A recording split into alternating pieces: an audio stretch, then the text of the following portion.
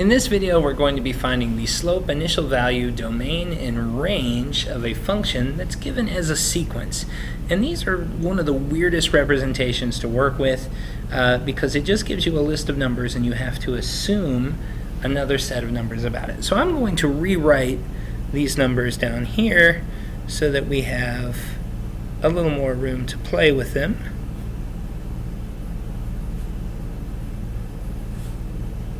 And we're going to start by actually finding the domain and the range of these.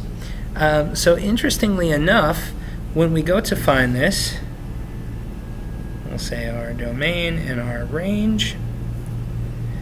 The list of numbers itself is actually the range. So when I'm looking for the range on this, don't look too hard. It's just that list of numbers. So the range here would be negative 24, negative 36, negative 48, negative 60, and negative 72. Easy enough. The domain, this is where things get a little bit tricky. To find the domain, what we have to think of is we have to think of these as given in order. Negative 24 comes first. And then this is our second one, and our third one, and our fourth one, and our fifth one. The order in the sequence is actually the domain. So the domain value that goes with this range value is 1, and this 2 goes with the range value of that, so on and so forth. So the domain of this thing is going to be 1, 2, 3, 4, and 5, just like that. So when you're looking at this, again, the numbers themselves are the range, and then your domain is going to be the order that they're in. So now let's talk about how to find the slope and the initial value. So to find the slope, we can in fact use our handy-dandy slope formula.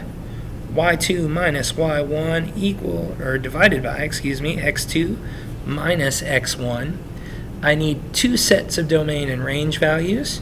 So I'm going to use this one right here. The domain value is 1. The range value is negative 24. And then I'll use this one as well that has a domain value of 2 and a range of negative 36. So this would be x1, y1, x2, and y2. Substitute those in to my formula and I'll be able to find negative 36 minus negative 24. x2 is 2, so 2 minus 1. So we find that this subtracting a negative is the same thing as adding. So this turns out to be negative 12 over 1. Divide those two numbers, and we find that the slope, let me rewrite that down here so it's a little more clear. The slope is going to be negative 12. So we have our domain, we have our range, and we have our slope. The only thing left to find is the initial value. And it actually helps to notice something about the slope in finding the initial value. The slope is negative 12. And so that means every time I go this direction, I'm taking this number and subtracting 12. Negative 24 minus 12 gives you negative 36. If I take negative 36 and I subtract 12, I get negative 48. And this pattern just keeps going and keeps going. In fact, this is a nice way of looking at what the rate of change, the slope, means. This value is changing by the same amount every time.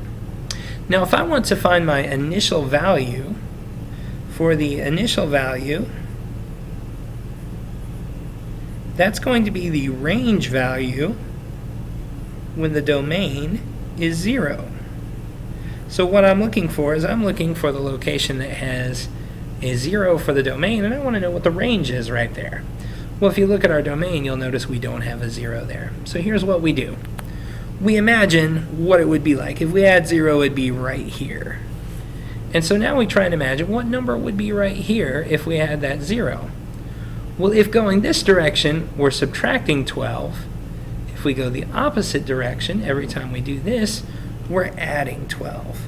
So what I need to do is I need to take whatever this number is, and then I do the opposite of whatever I was doing going this direction. So I take negative 24 plus 12, and I would find that that is negative 12.